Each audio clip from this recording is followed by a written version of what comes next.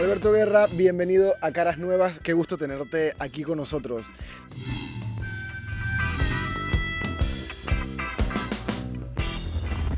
Oye, tú tienes una frase que dice, Panamá es el mejor país del mundo. Esta frase es una de tus favoritas. ¿A qué se debe? Bueno, porque realmente yo considero que Panamá es literalmente uno de los mejores países del mundo. No solamente por la ubicación geográfica, por todas estas ventajas de ser el hub de las Américas como nos llamamos y nos llaman, sino también por su gente. Yo creo que nosotros, culturalmente hablando, somos un híbrido bien interesante. Somos un país que fuimos parte de la Gran Colombia por muchísimos años, hasta 1903. Tenemos ese son como caribeño y ese estilo caribeño. Y a la vez también tenemos una importante influencia norteamericana, lo que nos hace un país bastante diferente al resto de Centroamérica y al resto de Sudamérica. Yo creo que culturalmente hablando somos un país muy valioso, la gente es muy particular, muy especial, y somos una gente alegre, una gente muy amena también, ¿no? Pero eso de culturalmente muy valioso, ¿tú crees que realmente lo tenemos claro, que no los creemos nosotros mismos?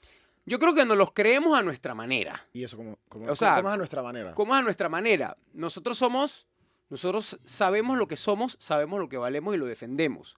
A veces nosotros tenemos un tema que nosotros nos autojuzgamos también mucho. Nos autojuzgamos nosotros mismos y a nuestro entorno. Pero eso es bueno, ¿no? Eso es bueno, pero hay veces en que también tenemos que aprender a apreciar lo que somos por naturaleza, ¿no? Nosotros somos gente alegre, somos gente que habla de más a veces, somos a veces un poco impulsivos. Eso tiene sus características a veces un poco no tan positivas, pero yo creo que es natural y a veces tenemos que aprender a vivir con eso, ¿no? Mira que una frase que a mí me gusta mucho de Gabriel García Márquez es que él habla mucho de entenderte a ti mismo y quererte a ti mismo como eres con tus virtudes y con tus defectos. Y yo creo que nosotros, los panameños, a veces nos cuesta un poquito esa parte, ¿no? Pero yo creo que en general somos el mejor país del Y mundo. por eso dices muchas veces que quieres rescatar ese nacionalismo, ¿no? Sí, claro. Esa es la razón, porque no nos los creemos tanto como deberíamos. Mira, yo creo que nosotros en Panamá, y un ejemplo que te puse en una conversación que tuvimos antes, es que nosotros los panameños estamos afuera de Panamá, nos vamos de viaje, ponen patria y nos sentimos, automáticamente sentimos como ese sentimiento nacional. Nosotros a veces aquí somos muy autocríticos, cosa que, como mencionabas, es muy buena. Pero si viene un extranjero y empieza a criticar nuestro país, o critica nuestras costumbres, o critica, ahí automáticamente el panameño salta y dice, yo puedo hablar mal de Panamá, pero tú no puedes hablar mal de Panamá porque tú no eres panameño. Entonces, es como ese, a veces giramos como en el mismo círculo y es como que a veces tú mismo haces lo mismo. Y tenemos que aprender a querer nuestro país con sus virtudes y con sus defectos y tratar de construir un mejor país en base a eso, ¿no? Yo sé que muchos han visto y tú haces stand-up comedy, ¿no? Haces comedia. Hice, sí, por muchos años. ¿Y por qué la dejaste? ¿Para ser Porque político? no puede ser ¿O una la de las política razones. tiene mucho de comedia? La política tiene mucho de comedia. Y te cuento que yo creo que a veces tenemos que aprender a tomarnos la política un poquito más con naturalidad. Mira que yo hice comedia, nosotros armamos como un grupo de amigos al principio, cuando no había todavía esta moda de los stand-ups en Panamá, y fue súper chévere, porque por lo menos lo que yo hablaba eran de muchas situaciones normales que nos pasan en el día a día a los panameños. A veces hablábamos de los problemas en los huecos en las calles, a veces hablábamos de la ola de venezolanos en Panamá. Un panameño interactuando con un venezolano, que es algo que a todos nos pasa en el día a día. Entonces En el hacíamos mundo como... globalizado y tan migrante pasa con cualquier nacionalidad realmente. Realmente, pero yo utilizaba un ejemplo que era más vívido en ese entonces. Te digo que los stand-ups los hicimos como hasta el 2016, 2017, hace años. Pero fue una etapa bien chévere. Y la extraño bastante, te tengo que decir. Con la realidad actual que tenemos, retratando el Panamá que tenemos hoy día, ¿qué se podría sacar de esa comedia, ya sea por sátira o por simplemente diversión? ¿Qué tema pondrías sobre la mesa que sería bueno el día de hoy para hacer un monólogo? Yo te digo la verdad, hay tantos temas en el día a día. A veces uno ve, hay veces en que, y esto me da un poquito de pena, a veces en que el manejo de varios de los políticos actuales parecen una comedia. Y a veces las cosas que hablan, las cosas que pasan, la manera en la que hablan, la manera en la que tratan de comunicar cosas, parece como si estuvieran diciendo un chiste. ¿Te atreves a decir un nombre? Me atrevo a decir varios nombres, empezando por quien lidera el país en este momento. Hay veces en que la manera en la que se expresa, y lo trato de decir con el mayor de los respetos posible, pero a veces cuando tratan de mandar un mensaje, no terminan de sentir esa empatía con la población y entender lo que la población siente. Y tratan de hacer algún tipo de monólogo, parafraseando, ejemplificando anécdotas y demás, y la gente en este momento como que no tapa eso, y a veces lo sienten inclusive como si estuvieran contando un chiste, y eso en momentos en que la población está cansada o tiene algún tipo de mal sentimiento, no es posiblemente la manera correcta lo que uno espera a Claro. veces de la clase política, Y, ¿no? y eso que se dice que no hay nada más serio que la risa. Así es, Al final también es así verdad. es, pasa Tu bastante. padre vivió en primera persona en su tiempo de estudiante el movimiento de la Cruzada Civilista. ¿Ese Panamá de ayer tiene mucho con el Panamá de actual? ¿Ha quedado algo? Mira, yo creo que muchas cosas, yo creo que, y hablo bastante de esto, nosotros hoy en día, yo tengo 34 años, nosotros somos, o sea, la gente de mi generación y un poco más de las generaciones de más abajo, nosotros somos hijos de una generación que vivió en un Panamá totalmente diferente. Esa generación vivió en un Panamá bastante gringatizado. Tengamos en cuenta que nosotros en ese momento, gran parte de la ciudad estaba prácticamente cerrada. Nuestros papás no tenían acceso a entrar a la zona. Y los que tenían acceso a entrar a un lugar como la zona eran casi que privilegiados. Hoy en día nuestra generación no tiene tal cosa. Hoy en día, Por fortuna, porque por fortuna, imagínate cómo sería tener un enclave de esa manera en nuestro país. estoy totalmente de acuerdo contigo, por fortuna. Y más bien, fue esa generación la que luchó para que eso cambiara. Y ellos, hasta cierto punto en ese momento, ver como a los gringos en ese caso, era como ver la gran cosa. A veces había gente que contrabandeaba las Coca-Colas gringas o contrabandeaban las cervezas gringas o comida, y era como todo algo como utópico. Yo creo que nuestra generación ha cambiado muchísimo. Primero, yo creo que lo más importante es el acceso a la información. Hoy en día nosotros tenemos acceso a la información, nosotros podemos comprar cosas en Estados Unidos y nos llega a nuestra casa. O sea, hoy en día el mundo se ha abierto. Yo creo que la manera de ver nuestro país y la manera de analizar nuestra situación social es totalmente diferente. Tenemos diferentes problemas también. ¿Y crees que por ese cambio generacional, es que, mira, por aquí ya han pasado una importante cantidad de candidatos jóvenes y la mayoría de ellos, si no todos, hablan de cambios a la Constitución? ¿Tú también tienes interés en promover un cambio en el orden constitucional, que se incluya segunda vuelta, que haya elección de los gobernadores? ¿Esto es parte de ese cambio generacional del que me hablas? 100%. Mira, yo creo que nuestra constitución ya tiene más de 30 años, la actual que tenemos. Precisamente, hablando un poco de esos cambios que ha tenido la sociedad panameña, yo creo que nuestro sistema político ha llegado a un colapso total ya en el momento en el que estamos. Yo creo que no ha llegado ahora, yo creo que tiene más de 10 años de haber colapsado. Y ahorita mismo estamos ante un momento bien importante, una coyuntura bien importante, en la cual tenemos un desgaste de la clase política, de los partidos tradicionales. La palabra política de por sí ya genera automáticamente un descontento en la población. Político, diputado, presidente, partido, son términos que automáticamente generan un rechazo. Yo creo que eso en parte tiene mucho que ver con el sistema que tenemos hoy en día. Nosotros hemos conversado, yo converso bastante con jóvenes de todos los partidos, muchos jóvenes independientes también, que han tomado la decisión también de meterse en política. Muchos inclusive han venido aquí a Caras Nuevas y hablamos un poco de ese tema. Los políticos de hoy en día, que han estado, varios de ellos, los que están en la asamblea, hay muchos que tienen más de 3, 4 O periodos sea, que han estado dos ahí. es poco. Sí, Dos 2 es es poco poco, porque no, aquí estoy tiene, o sea, los hablando 71 ahora tienen un récord tremendo. total. Y ellos son los que hoy en día tienen el control del poder político en Panamá. ¿Por qué? Porque el sistema de hoy en día está hecho para que ellos lo mantengan y lo alimenten. Entonces, yo en parte de mis iniciativas de haberme metido en esto es porque yo realmente quiero formar parte de ese cambio desde una plataforma de transformación social. Explícame algo. La elección de los gobernadores, ¿cómo pudiese cambiar el Te sistema? cuento un poco sobre eso. Parte de lo que te comentaba. Nosotros, para poder realizar un cambio de la Constitución, nosotros necesitamos que todas las fuerzas de la sociedad se unan en torno a eso. Los partidos políticos son plataformas de transformación social y tienen que poder aportar en ese cambio que necesitamos para el sistema. Un poco lo que me preguntaba sobre el tema de las gobernaciones. Yo pienso que hay muchos temas que están en la mesa. La elección pasada, el gobierno actual ganó por 1.6% las elecciones. No tenían la mitad ni más para poder gobernar el país. Hay mucha gente que dice, lo que pasa es que Panamá necesita una segunda vuelta. Lo que pasa es que hay demasiados diputados en la Asamblea, tenemos que disminuir la cantidad de diputados. El sistema en el que se eligen los diputados está mal, porque el residuo del medio cociente eso no debería ser así. Los diputados deberían ser menos y deberían ser provinciales. Las gobernaciones deberían ir a un cargo de elección popular.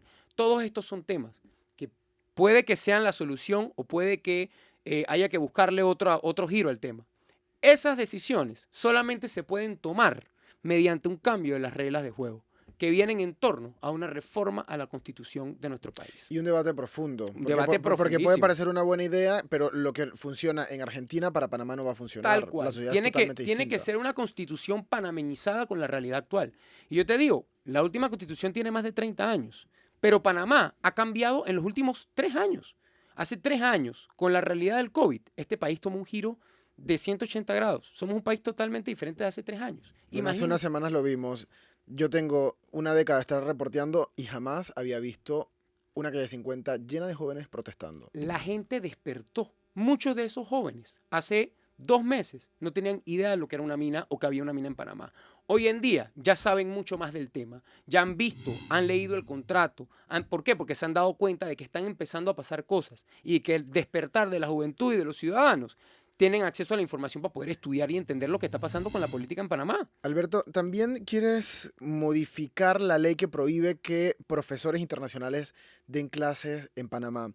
¿Qué áreas tú crees que son prioritarias para que mentes extranjeras vengan a enseñarnos y que actualmente no tienen esa posibilidad? Mira, yo creo que eso es una súper oportunidad. Nosotros tenemos que abrir un poco en ese sentido el compás. Hace tan solo unas semanas, el Instituto Centroamericano de Administración de Empresas, el INCAE, firmó un decreto para venir para Panamá ya como una sede oficial, ya que en Nicaragua hubieron problemas y ahora se están mudando para Panamá. INCAE es una de las universidades más importantes de América Latina, si no la más importante en América Latina.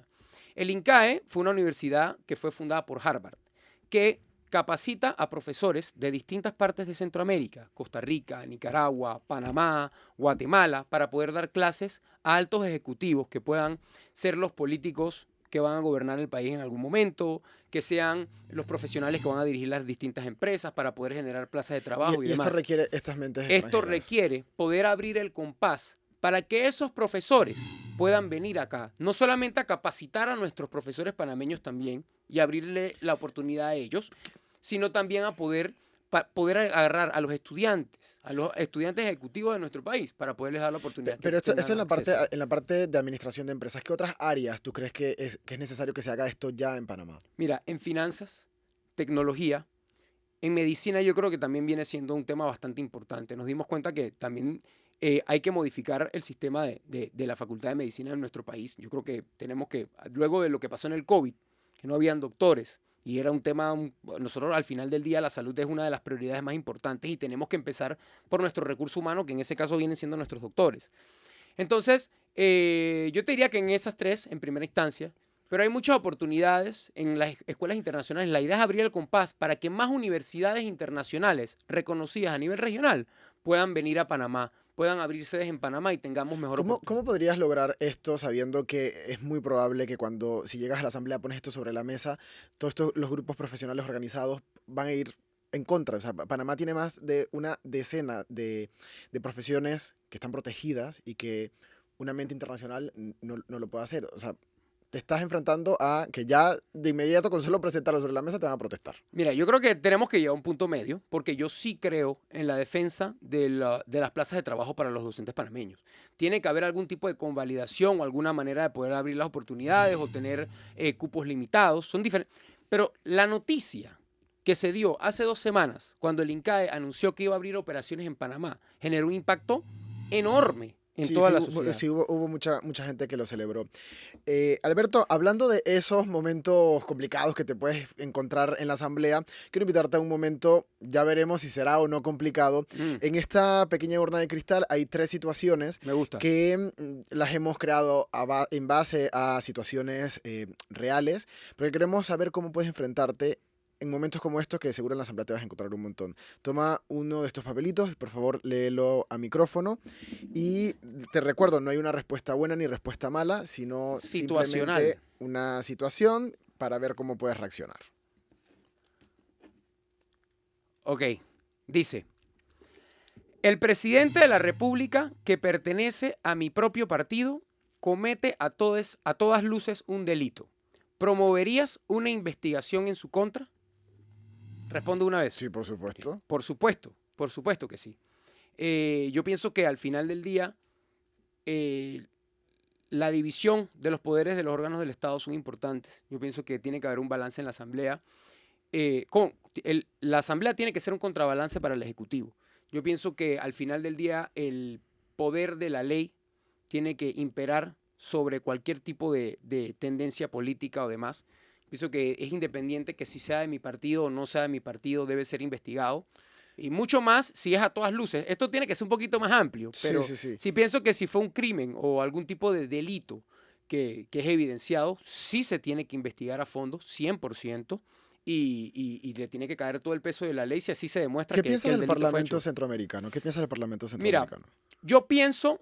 yo estoy de acuerdo con la integración centroamericana, estoy en desacuerdo en lo que se ha convertido el Parlacén. Hoy en día el Parlacén se ha convertido en una estructura de fueros y de privilegios para políticos que así quieren ser, que no quieren ser investigados o que tienen algún tipo de problema con la ley. Yo pienso que el Parlamento Centroamericano debería carecer de estos fueros y de estos privilegios para no ser investigados, para que no se utilice como se está utilizando hoy en día. Entendamos algo, un diputado del Parlacén tiene los mismos privilegios o fueros que un diputado de la República. Entonces pasa en ambos lados, también está pasando en la política local. O sea, hay gente que se postula para correr para un cargo de elección popular solamente para tener un fuero. Y yo pienso que eso es gravísimo. ¿Estás de acuerdo con que el expresidente Juan Carlos Varela, que miembro de tu partido, esté de primero en la lista para el Parlacén? El presidente Varela se postuló. Él tenía derecho a postularse. Él fue a buscar votos en todas las bases del partido panameñista. O sea, fue electo por elección popular a nivel interno del partido. Yo no estoy de acuerdo en que el presidente Varela esté utilizando eso para fueros, si así fuera el caso. Tengo entendido que no es así. Pero yo estoy en desacuerdo nuevamente, independientemente de la línea partidista que siga, en que se utilice como un fuero. Pero la integración centroamericana sí es importante.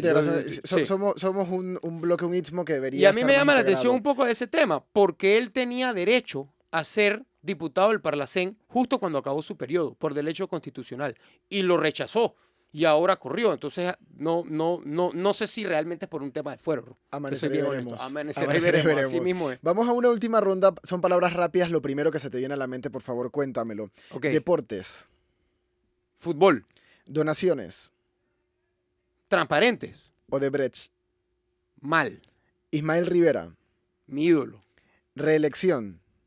Depende. Ministerio de la Mujer. Cuestionado. Caja de Seguro Social. Reforma. Permíteme un bonus. Ajá. ¿Sanfra o Alianza? Alianza. ¿Por qué la pregunta? Pues porque ayer cuando hacíamos la entrevista previa hablábamos un poquito de fútbol. Sí. Oye, dime algo. Te decíamos que por favor nos trajeras un objeto que te representara, que hablara de ti. Quisiéramos ver qué nos has traído. Claro. Esto también le decíamos que por favor que no se viera, para que no se viera hasta cuando nos los mostraras, ¿no? Mira, el objeto, no sé, lo muestro Sí, por aquí. favor. Mira, yo desde que tengo 12 años jugué en este equipo. Este era el equipo de mi colegio. Y desde los 18 años tuve el placer de ser el entrenador. A mí me gusta mucho el fútbol americano. Ha sido el deporte que me ha caracterizado toda mi vida. Y fui dirigente del fútbol americano. Fui coach de este equipo. Este fue el jersey que ganamos en nuestro primer campeonato. Tuve 15 años coachando a casi más de 2.000 jóvenes, a los cuales hoy en día muchos están apoyándome en mi campaña, cosa que me hace sentir muy orgulloso. Y tuve la oportunidad este fue mi primer jersey, en el primer campeonato me lo firmaron todos los pelados que tuve la oportunidad de escuchar. Hoy en día muchos de ellos ya son grandes profesionales y se están graduando de la universidad. Estoy medio viejo. ¿Qué te enseña el ser coach que puedes llevarlo a la política? Carácter. Yo creo que eso es lo más importante. Yo creo que hoy en día la clase política en nuestro país carece de carácter para tomar decisiones y para tomarlos de manera firme, independientemente de las consecuencias que eso tenga. Yo creo que al final del día, este país necesita gente que no esté pensando en el qué dirán, sino en tomar decisiones con criterio propio. Un poco que va muy en torno a la pregunta que me hiciste. Exacto. Claro, yo pienso que eso tiene muchísimo que ver y yo creo que al final este país, ahorita mismo principalmente, con todo lo que ha pasado en los últimos 5 años, yo creo que este país necesita gente con carácter y gente que quiera pelear por el país. Alberto Guerra, muchísimas gracias por haber estado Gracias con a ti por nosotros la aquí invitación. en Caras Nuevas. Bueno, esto ha sido todo por el episodio de hoy, recordándole siempre que cada domingo, muy temprano en la mañana, los tiene ya disponible en el YouTube de TVN Noticias y luego de Frente con Sabrina lo puede ver en televisión. Este que ven aquí es el mapa que hemos recorrido por todo el país con este video podcast, que lo hacemos con muchísimo cariño. Recuerda que para saber cuál será el próximo sitio que visitemos, que puede ser específicamente tu circuito, lo tienes que descubrir la siguiente semana. Nos vemos la próxima.